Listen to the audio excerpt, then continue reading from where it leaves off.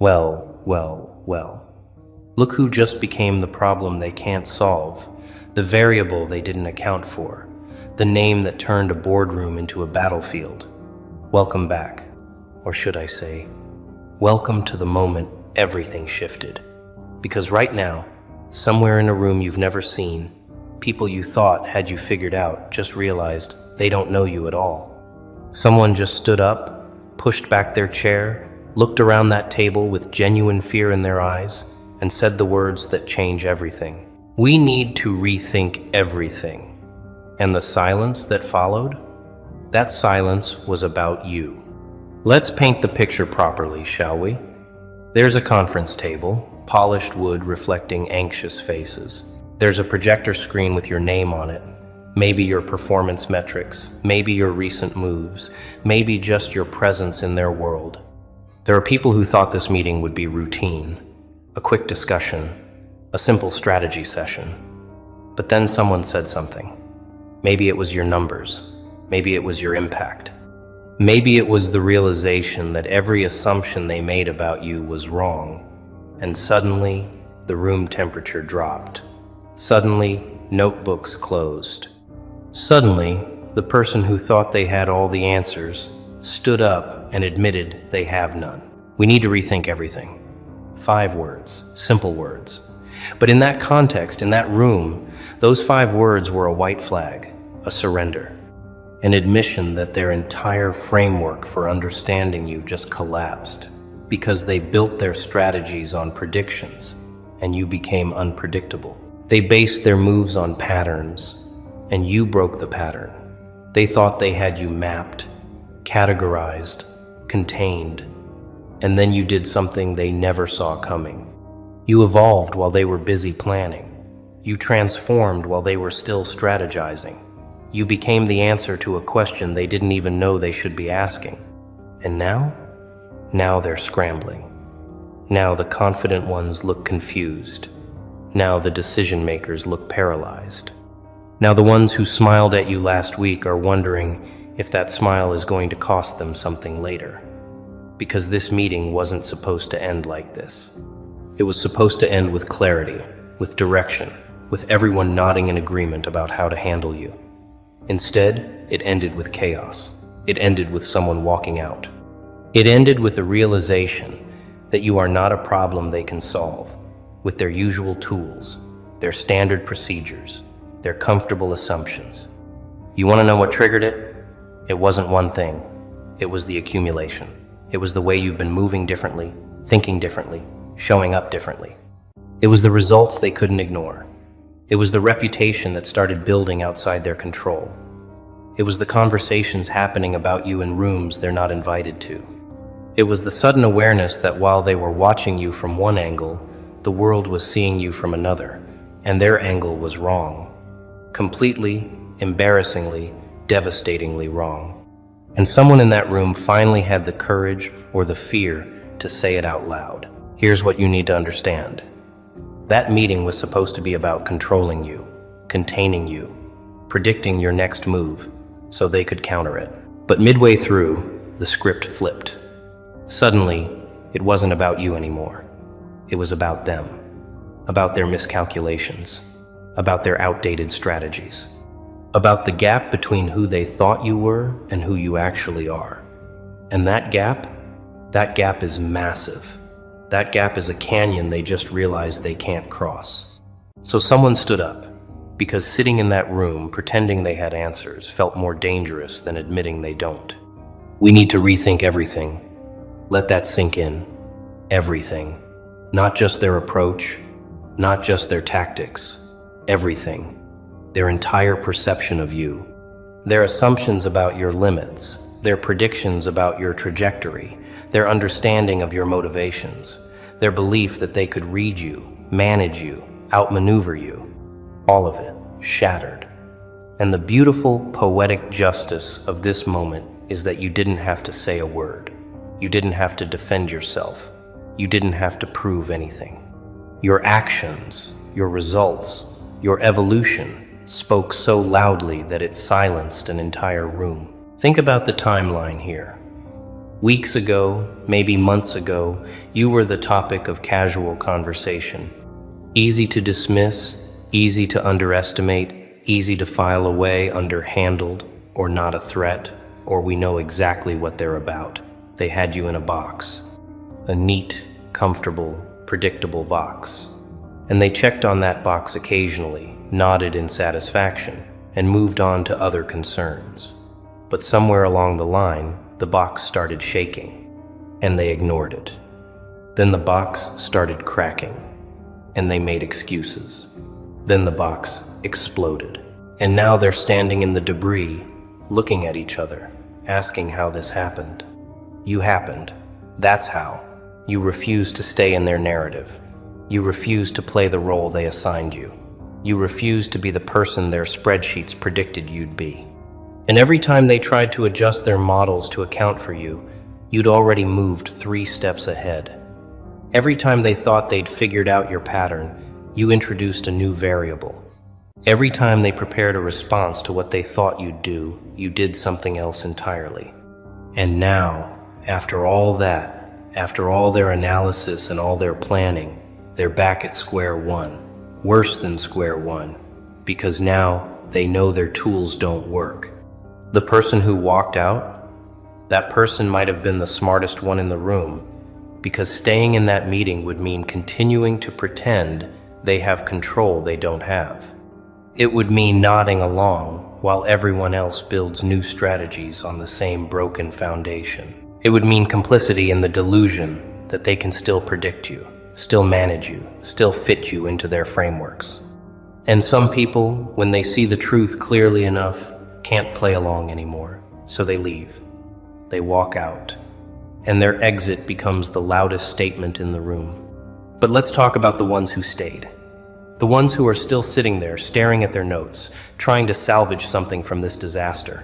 They're the dangerous ones now. Not because they're smart, not because they have a plan, but because they're desperate, and desperate people make reckless moves. They'll try to speed up timelines. They'll try to force reactions from you. They'll try to provoke you into revealing your strategy because they've run out of ways to predict it. They need you to make a mistake so they can feel in control again.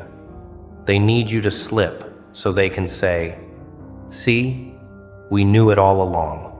Here's the truth that's keeping them up tonight. You're not making mistakes, you're making moves. Calculated, patient, strategic moves. And the difference between a mistake and a move is that a move serves your purpose, not theirs. Every time they expected you to react, you responded. Every time they expected you to defend, you advanced. Every time they expected you to shrink, you expanded. And they've been so busy looking for your weaknesses that they completely missed your strengths. So now they're sitting in meetings, rethinking everything, because the game changed and they're still playing by old rules. You know what's really eating at them? It's not just that they were wrong, it's that they were publicly wrong. That meeting wasn't private. Those words weren't whispered. That moment of collective realization wasn't contained. Other people saw it. Other people heard it. Other people now know that the experts, the strategists, the decision makers, they got you wrong. And in their world, being wrong about something this significant, that's not just embarrassing. It's career-altering. It's reputation-damaging. It's the kind of thing that makes other people question everything else they've said, every other prediction they've made. So yes, someone walked out saying, "We need to rethink everything." But what they really meant was, we underestimated them. We misread them. We built our entire strategy on a version of them that doesn't exist. And now we're exposed. That's the real translation. That's the real fear. Because rethinking everything means admitting everything up until now was wrong. And people like that, people who build their identities on being right, on being ahead, on being in control, admitting they're wrong breaks something fundamental in them. It fractures their confidence. It undermines their authority. It makes them question not just you, but themselves. And here's where this gets beautifully ironic. While they're busy rethinking everything about you, you don't have to rethink anything about yourself. You know who you are. You know what you're capable of. You know where you're going.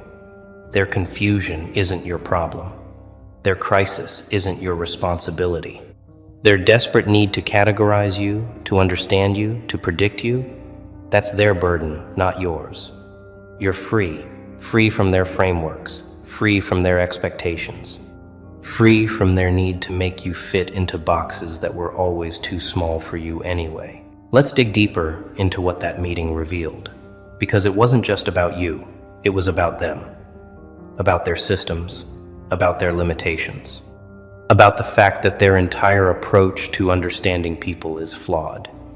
They rely on data, on patterns, on historical behavior, and all of that works beautifully when dealing with predictable people. But you're not predictable. You're adaptive. You're evolving. You're someone who learns, who grows, who transforms. And their systems can't account for transformation. Their models can't predict evolution. Their strategies can't contain someone who refuses to be the same person twice. So when someone stood up and said, "We need to rethink everything," what they were really confronting was the limitation of their own thinking. They were admitting that the tools they've relied on, the frameworks they've trusted, the strategies they've deployed, they don't work on you. And if they don't work on you, what else are they wrong about? Who else have they underestimated? What other opportunities have they missed because they were too busy fitting people into predetermined categories? That's the real chaos that meeting ended in. Not just confusion about you, but doubt about everything. And you want to know the most satisfying part? You didn't set out to break their systems. You didn't wake up trying to prove them wrong. You were just being yourself, growing, learning, evolving, pursuing your goals, living your life. And somehow, just by being authentically, unapologetically yourself, you became the variable that broke their equations. You became the case study that invalidated their theories. You became the example that exposed their expertise as limited. Not because you tried, but because you existed outside the boundaries they tried to impose on you. Now let's talk about what happens next, because this is where it gets really interesting. They're going to try to study you harder. They're going to try to find new patterns. They're going to collect more data, run more analyses, hold more meetings. And all of that effort, all of that energy, all of that focus on you, it's not making them stronger. It's making them weaker. Because every hour they spend trying to figure you out is an hour they're not spending on their own growth. Every strategy they build around containing you is a strategy that's already obsolete by the time they implement it.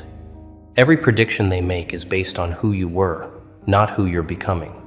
And while they're paralyzed by analysis, you're moving. While they're debating strategies, you're executing yours. While they're rethinking everything, you're building everything. The gap between you and them isn't closing, it's widening, and they feel it. That's why the meeting ended in chaos. That's why someone walked out. That's why the ones who stayed looked shaken. Because they can feel the momentum shifting. They can sense the control slipping. They can see the future taking shape, and in that future, they're not the ones determining your trajectory. You are. Here's what they'll never understand. You're not their competition. You're not their rival. You're not playing the same game they are. They're playing chess, moving pieces, thinking 3 moves ahead. You're playing a different game entirely. One they don't have rules for. One they don't have strategies for. One they can't win because they don't even understand how to keep score. And that dissonance, that fundamental mismatch in understanding, that's what creates the chaos. That's what makes them rethink everything. That's what makes their meetings about you turn into meetings about their own inadequacy. Let's address the fear, because fear is the real emotion driving that chaos. They're afraid of what you represent, not who you are as a person, but what you symbolize. You represent the possibility that their entire worldview is wrong, that their methods are outdated, that their authority is fragile, that their control is an illusion. You represent change they can't manage, growth they can't contain, success they can't explain. And when people's entire identity is built on being the ones who manage, who contain, who explain, someone like you becomes an existential threat, not because you're threatening them, but because your existence threatens everything they believe about how the world works. So they had a meeting. They tried to solve the problem of you, and midway through, someone realized, you're not the problem. Their inability to accept that people can exceed their predictions, that's the problem. Their need to control outcomes they have no right to control, that's the problem. Their assumption that everyone operates by the same playbook they do, that's the problem. And when that realization hit, when the real problem became clear, the only honest response was to walk out. Because you can't solve a problem by fixing the wrong thing. You can't rethink your strategy when your entire premise is flawed. And now, wherever you are, whatever you're doing, you're living rent-free in their minds, not because you're trying to, not because you care, but because they made you central to their concerns, their strategies, their meetings. They elevated you to that position. They gave you that power. And now, they can't take it back. Every decision they make, they'll wonder, how will this person respond? Every strategy they deploy, they'll question. Will this work on someone this unpredictable? Every move they make, they'll second guess. Are we still underestimating them? That's the real victory here. Not that you won some battle, not that you proved something, but that by simply existing, by simply being yourself, by simply following your own path, you became the standard against which they measure their own effectiveness. You became the test case that determines whether their strategies work. You became the benchmark that exposes their limitations. And they did that to you. They gave you that role. They created that dynamic. And now they're living with the consequences of making you more important than you ever asked to be. So here's your crown, polished by their panic, forged in their fear, carried by their chaos. They wanted to understand you. They wanted to predict you. They wanted to control you. And in trying, they revealed everything about themselves and nothing about you. Because you remain, as you've always been, beautifully, powerfully, undeniably, beyond their comprehension. Someone walked out of that meeting saying they need to rethink everything. But you don't need to rethink anything. You just need to keep being exactly what they can't handle. Yourself, unfiltered, unstoppable, unapologetic. The meeting ended in chaos, but your story is just beginning. And this time, you're not the subject of the meeting. You're the author of the narrative. Class dismissed.